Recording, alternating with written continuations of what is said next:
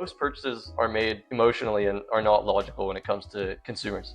Yeah, before I get into how I do things today, I think it's important that people know that you don't need all these fancy tools. I was just watching YouTube videos and going on Stack Overflow, and now my process today is pretty straightforward. I have a very specific set of steps that I follow to make sure that the app I'm building has the ability to convert, drive a lot of sales, also have really good user retention. My first step is that I'll go and download a whole bunch of apps, maybe 20 apps that are in the niche that I'm diving into, as well as other apps that I just think are beautiful apps that I want to draw inspiration from for their design perspective. The next thing I do is screenshot every single page and every single onboarding. And I take all these screenshots and I'll put them all in one big line in a Figma file so I can see all of the onboardings, every question they ask, every graph they have. And I'll pick out all the ones that I like and I'll grab some from one, some from another, and then I'll redesign them so all have my theme and my aesthetic that I want for my app. I think it's really important to have an extensive onboarding. Realistically, 90% of users will probably only ever see your onboarding if you have a paywalled section in your app. So I think it's really important that you spend a lot of time on this, maybe even as much time as designing the actual functionality of the app. When it comes to the onboarding, these are the most important things that you want to do to make sure that your app converts successfully. The first one is you want to invoke emotion. You want to make sure that when the user is going through the onboarding, they feel strongly about it. Most purchases are made emotionally and are not logical when it comes to consumers. You also want to make sure that you show the strongest incentives of your app, how it's going to improve your user's life. You want to make sure that they understand the benefits and that it's very simple for them to be able to make that purchase. It's also important to make sure that the app feels personalized. In today's day and age, when there's so much competition, people want to make sure that what they're buying feels like it's meant for them specifically,